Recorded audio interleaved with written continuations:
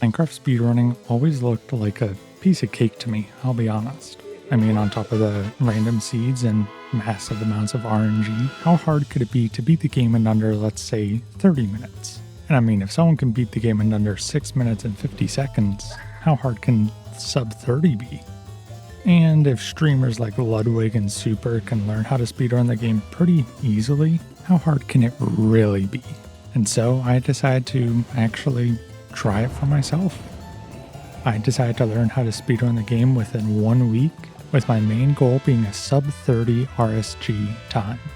Little did I know, this was going to be way more difficult than I anticipated. Okay, that's fine. What? But before any of that pain and misery, on day one, I just decided to set my first ever run, using only the knowledge that I had as a benchmark. I had a basic lava pool nether entry, and I ran around in the nether for about 20 minutes, until I lucked out and eventually found another fortress, which is where I got all of my blaze rods. And of course I used the fastest method ever conceived. From there, it was just making my way to the stronghold, which took me way too long.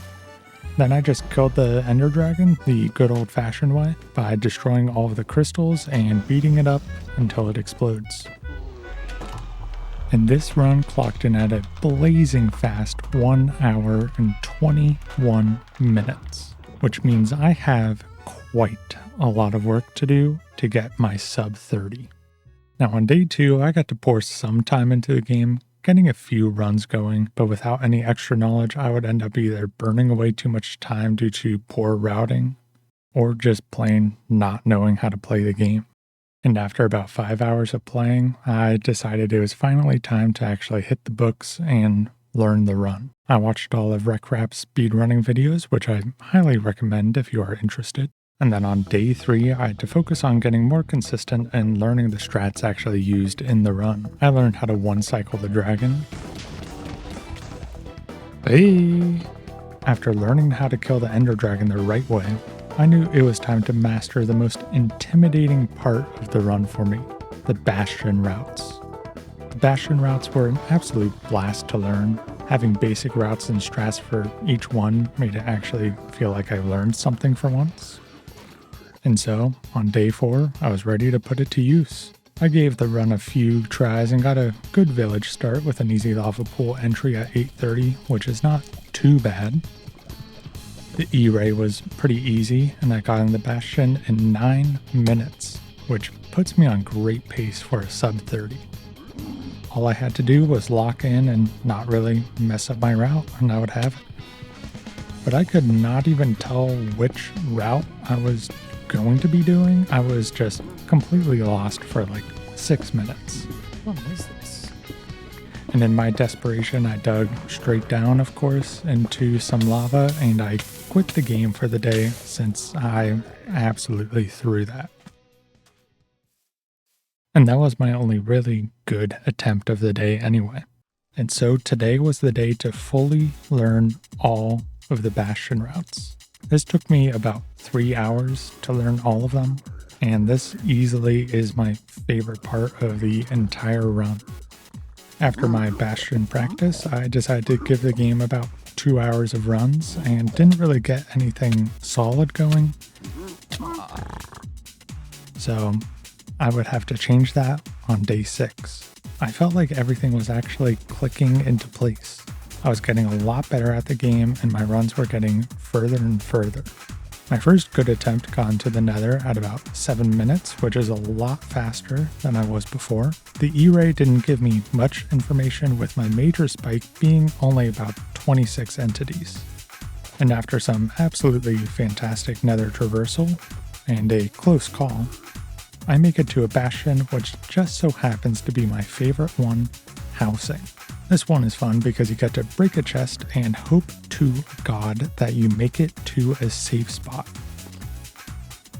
Which I do, so then I can finally start my trades. While my trades are going, I start doing my PIDAR to try and find the nether fortress, which just so happens to be 18 chunks east, which is not that far away. So this puts me on great pace for a massive PB. After some amazing trades and perfect inventory management, I head east to get my blaze rods. Along the way, I stop at a treasure bastion to grab some more pearls since my trades were a little less than I wanted. So I decided to risk it all and grab some more loot at the bottom of the tower. And this death actually made me so mad. I had no clue why I died, but it was just sad to lose another run to something that I don't understand. And to this day, I have no idea what actually killed me here, so if you know, please tell me in the comments. I have no idea. And so after that heartbreaker, my next run is of course a village spawn that I've gotten pretty down at this point. But there was no lava pool in sight, so I trekked out several minutes and eventually got into the nether at about 8:40. Which is not great, but off rip I get a perfect textbook E-ray, which gives me a good shot at a PB or even the sub 30. And with that, I got into the bastion at a whopping 11:30. And after some fun routing and plenty of gold gathering for my trades, I got the perfect trades and I Pydar to the fortress, which is only 17 chunks away. So I head out to the fortress and get inside in only 21 minutes, which means this is my best pace so far. My rod luck here was actually pretty good and I was able to leave the nether in 26 minutes. And once I do the little 1, 2, 3, 4 and a little bit more, I'm off to the stronghold, which I enter at 33 minutes, which means this can be a huge PB if I focus in. And after getting the perfect portal spawn, I craft all my beds and realize that I only have 5. I need to ball out in order to do this, which is doable for me because I practiced up to 4, but I haven't done it in a while and I need to do this pretty much perfectly for me to PB. And on top of the 5 beds, I only have 1 pearl, so I need to perfectly read the perch, which I have no idea how to do. Now it's time to go into the end and finally kill the ender dragon. And after waiting around for what feels like a lifetime, the ender dragon makes a sharp turn, so I throw the pearl and there's no perch. This means I have to stay much closer and risk filling the portal with Dragon's Breath and making the run slower or even end it. Once the dragon finally perches, I take my chances and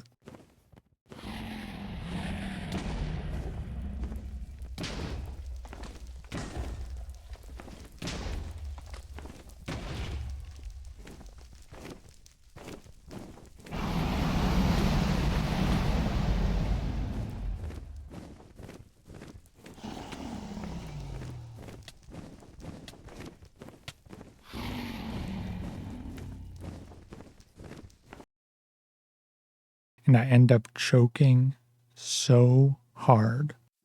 But I knew that I could get the sub 30 with the strats I'm using now. It's all just about building consistency and putting more time into the game. And oh boy, on day 7 did I put in the time.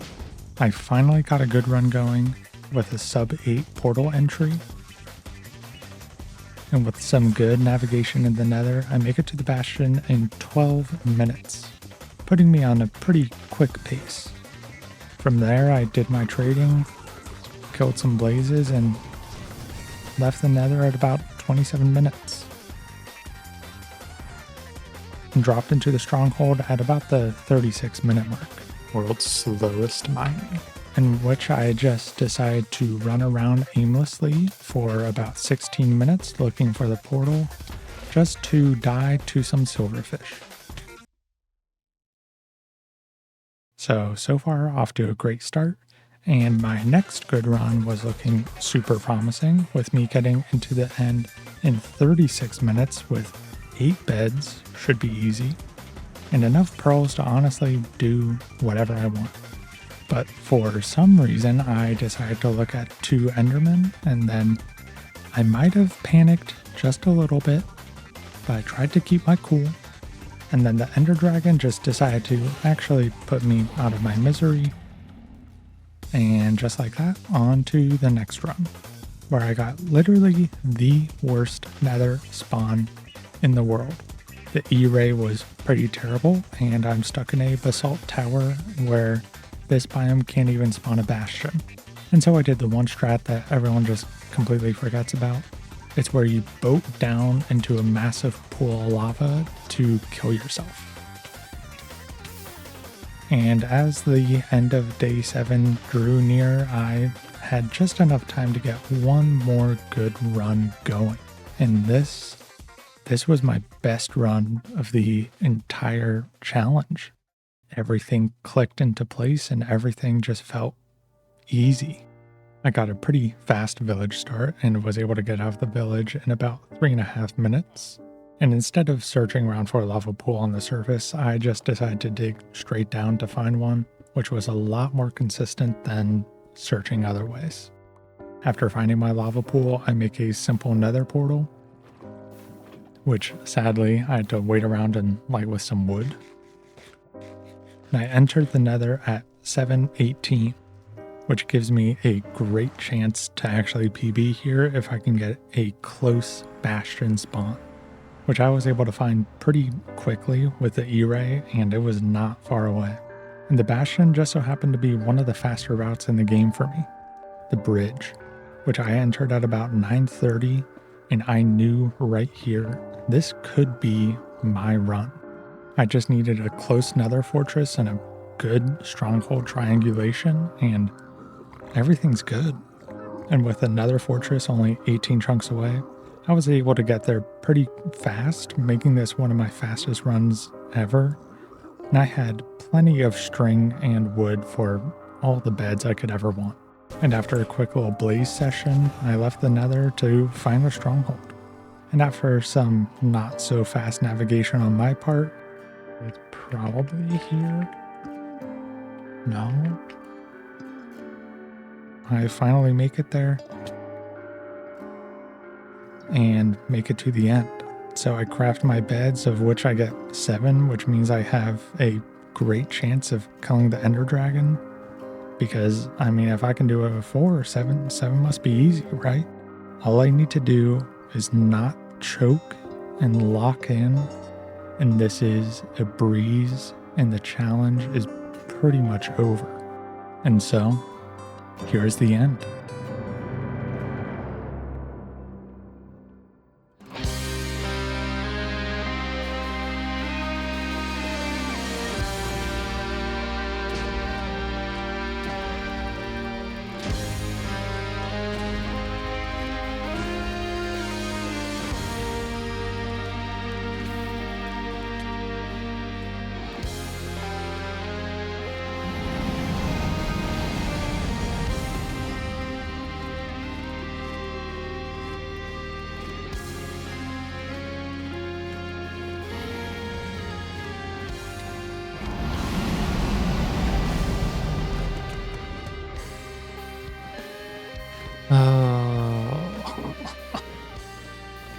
Oh, so close.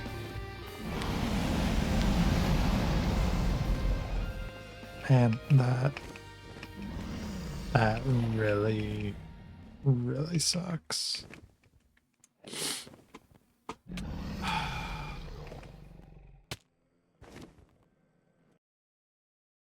And just like that, the challenge is over, and I still did not get the sub 30.